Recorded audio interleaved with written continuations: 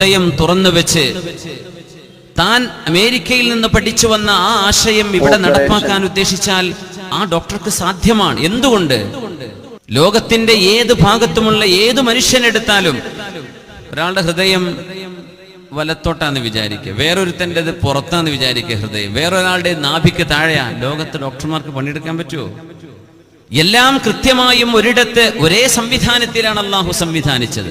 അതുകൊണ്ട് ഡോക്ടർമാർ പറയും, മനുഷ്യ ശരീരത്തിൽ ഓരോ ഞരമ്പിനെ കുറിച്ചും പഠിച്ചാൽ അത് എല്ലാ ശരീരത്തിലും ഒരുപോലെയാണ്. ഇതിന്റെ അർത്ഥം ഈ ശരീരങ്ങളൊക്കെ ഉറവിടമുണ്ടായത് ഒരു ശരീരത്തിൽ നിന്നാണ്. അപ്പോഴല്ലേ ആ സ്വഭാവം ഉണ്ടാവുള്ളൂ. ആ ഒരു മനുഷ്യനാണ് നബിയുല്ലാഹി ആദം അലൈഹിസ്സലാം എന്നല്ലാതെ മൃഗങ്ങളിൽ നിന്നും, ചിമ്പാൻസിയിൽ നിന്നും, കുരങ്ങിൽ നിന്നും ഉണ്ടായതല്ല.